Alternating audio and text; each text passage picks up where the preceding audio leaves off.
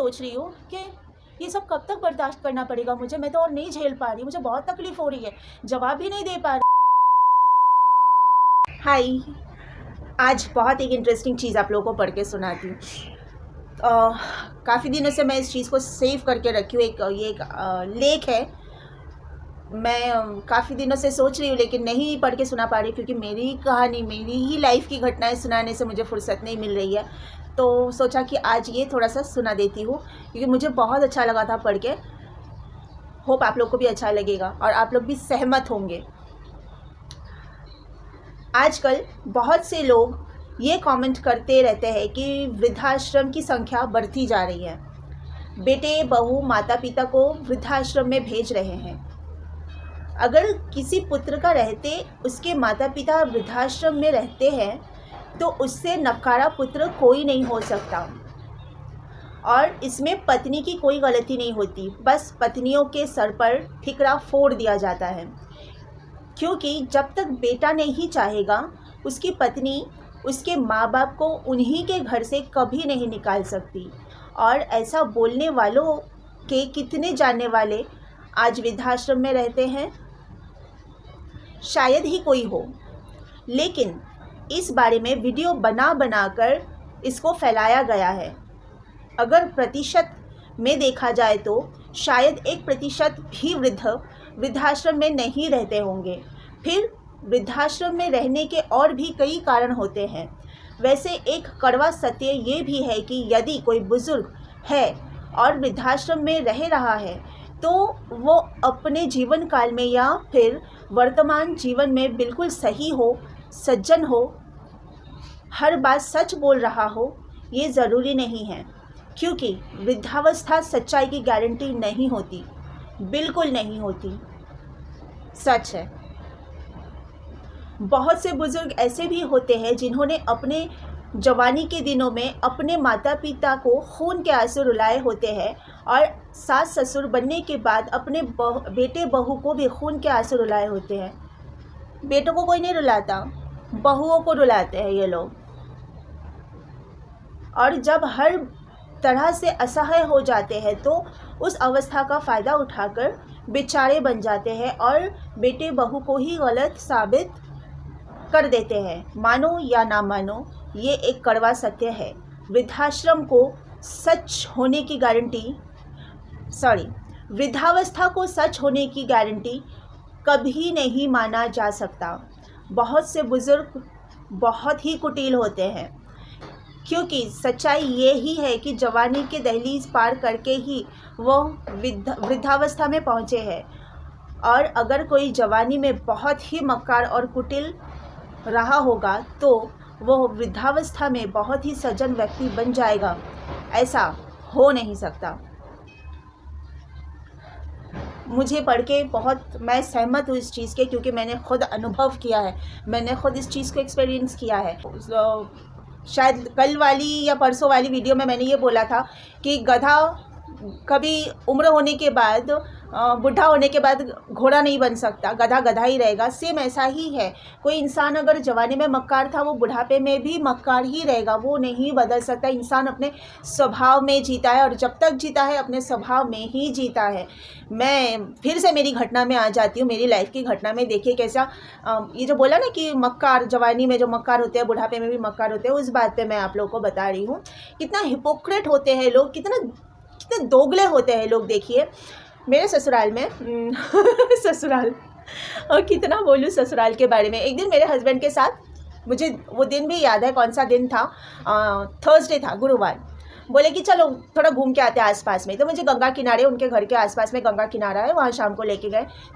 थोड़ी देर हम लोग उधर रुके, थोड़ा मतलब कितना, शायद आधा घंटा भी नहीं रुके, थोड़ा गंगा किनारे खड़े रहे और हवा ववा खा के वहाँ से मेरे सास ससुर के लिए होम्योपैथिक दवाई लेनी थी।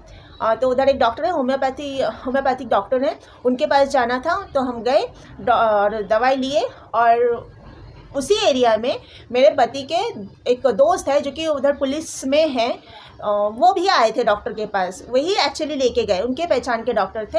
तो वो घर उधर ही है पास में, तो वो भी आए और फिर डॉक्टर के पास दवाई लेने के बाद वो अपने घर लेके गए कि चलो इतने पास में आए हो तो थोड़ा घर से होके जाओ। हम लोग को लेके गए, हम लोग गए घर में, थोड़ा बैठे, गए लेट थे, शायद 9:30 के बाद, 9:45 बजे करीब या 10 बजे हम लोग उनके घर में गए। और 10:30 बजे हम लोग फिर अपने घर पहुँचे, यानी मेरे ससुराल पहुँचे। निकल आए थे 10 बजे के बाद, 9:15 तक निकल आए थे शायद। और मुझे याद है कि 10:30 बजे हम लोग ससुराल पहुँचे, दोनों हस्बैंड वाइफ बाइक लेके गए थे ससुराल। जैसे पहुँचे तो सास का गरम मिजाज, पहले तो इस बात का गुस्सा कि हम इतना लेट क्यों आए, रात के 10:30 बजे क्यों आए, क्योंकि उनका हमेशा का एक ही कहना है कि हम डायबिटिक है, हमारे खाने में लेट नहीं होना चाहिए। मैं नाश्ता बनाने में अगर 10-15 मिनट लेट हो जाओ तो उधर भी वही डायलॉग, हम डायबिटिक है, हमें खाना खाने में लेट नहीं होना चाहिए, हमें नाश्ता करने में लेट नहीं होना चाहिए। हमेशा डायबिटिक करते रहते हैं। तो तभी भी वही, हम डायबिटिक है, हम इतना लेट खाएंगे तो कैसे होगा, इतना लेट कैसे आए। और मुझे ना, जब हम मेरे हस्बैंड के दोस्त के घर में बैठे, तभी मैं बार बार घड़ी देख रही हूँ। मुझे पता है कि मुझे जाके ना वही रोटी बनानी है, वो मेरा कंपलसरी रात का काम था। रोटी बनाती थी, मुझे कभी मेरे हस्बैंड भी हेल्प करते थे, कभी सास भी हेल्प करती थी, लेकिन रोटी मैं बनाती थी। तो मुझे ऐसा लग रहा था कि जल्दी निकले यहाँ से, क्योंकि जाके रोटी भी बनानी है ना डिनर करने के लिए। तो जाके देखा सास ने रोटी बना ली है, और मैं तो फटाफट हाथ धोई, पैर वैर धोई बाहर से आने के बाद, और साड़ी पहनी थी, साड़ी ऐसे कमर में आंचल को ऐसे ही अंदर खोंच लिया और बोला चलो चलो रोटी बनानी है, क्योंकि मुझे तो पता नहीं था रोटी बन चुकी है। तो सास ने एकदम वैसे ऊंची आवाज़, पहले साड़ी निकाल के आओ, ऊपर जाके रोटी मैं बना चुकी हूँ। तो मुझे ना इतना फिर से बुरा लगा, मैं बता नहीं सकती। मतलब उठते बैठते ये ऊंची आवाज़ ना मुझसे नहीं बर्दाश्त हो रहा था। मैं ऊपर तो चुपचाप चली गई, साड़ी चेंज कर रही हूँ, घर का कपड़ा पहन रही हूँ, और ये सोच रही हूँ कि ये सब कब तक बर्दाश्त करना पड़ेगा मुझे, मैं तो और नहीं झेल पा रही, मुझे बहुत तकलीफ़ हो रही है, जवाब भी नहीं दे पा रही हूँ, मैं क्या करूँ। एक तो मुझे लिहाज है कि मैं नई बहू हुई इस घर में, मुझे मुंह नहीं खोलना चाहिए, लेकिन उनको लिहाज नहीं है कि मैं ऊंची आवाज़ कर रही हूँ मेरी नई नवेली बहू के साथ में। मुझसे ना, मतलब मुझे रोना आ रहा है, क्या आ रहा है मुझे समझ में नहीं आ रहा है। मैं उस टाइम पे सिर्फ मेरे महादेव को याद करी है, भोलेनाथ कब तक मैं इस चीज़ को कैसे सहूँ, मुझसे तब और बर्दाश्त नहीं हो रहा है, मैं ऐसे बोल रही थी। नीचे आई, नीचे आने के बाद में मैंने मेरे हस्बैंड को बोला, सुनो हम लोगों ने ना बहुत लेट कर दिया, मुझे अच्छा नहीं लग रहा है, माँ ने अकेले रोटी बनाया।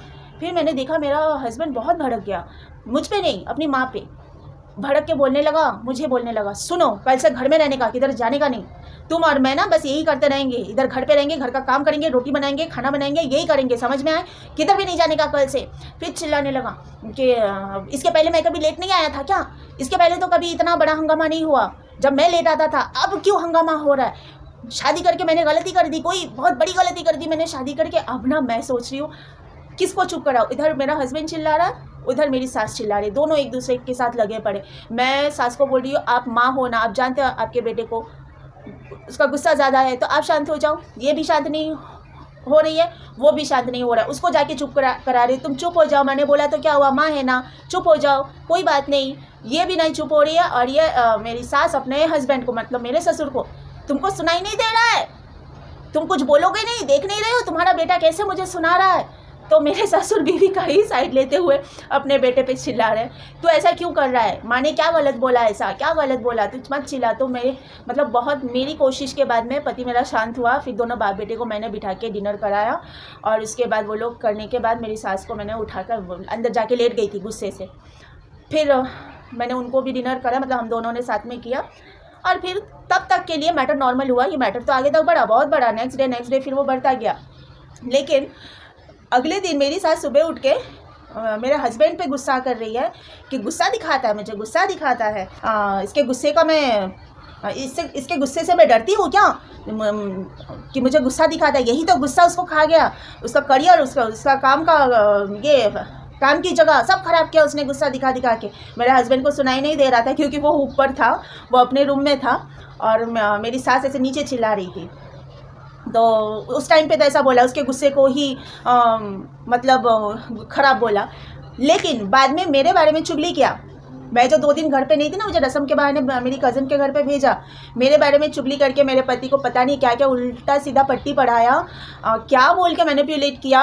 और जब मैं वापस आने के बाद मेरा पति मुझ पे नाराज़ है तो मैं रो रही हूँ। ऑब्वियसली उस इंसान के लिए मैं उस घर में हूँ, और उसको किस बात की नाराज़गी है मुझे समझ में नहीं आ रहा। मुझे कुछ बोल भी नहीं रहा है, मेरे साथ खुलासा भी नहीं कर रहा है, लेकिन मुझसे बात नहीं करेगा, तो मैं रो रही हूँ। उस टाइम पे मेरी सास क्या बोल रही है कि मेरा बेटा कभी बिना मतलब गुस्सा नहीं करता है। ओ रियली, 2 दिन पहले जब वो गुस्सा कर रहा था तब तो बिना मतलब कर रहा था, क्योंकि वो आपके ऊपर कर रहा था गुस्सा, तो वो गुस्सा फालतू था, गुस्सा उसका बिना मतलब का था। गुस्सा कर करके उसने काम की जगह ख़राब किया, उसने अपना करियर ख़राब किया, है ना। और वही गुस्सा जब बीवी पे कर रहा है तो बिना मतलब मेरा बेटा कभी गुस्सा नहीं करता। ऐसे मक्कार होते हैं बुज़ुर्ग लोग, समझे। मैंने खुद इस चीज़ को अपनी आंखों से एक्सपीरियंस किया, नहीं तो शायद मुझे आज तक इस बात की जानकारी नहीं होती कि सच में मक्कारी करते हैं बुढ़ापे में भी लोग।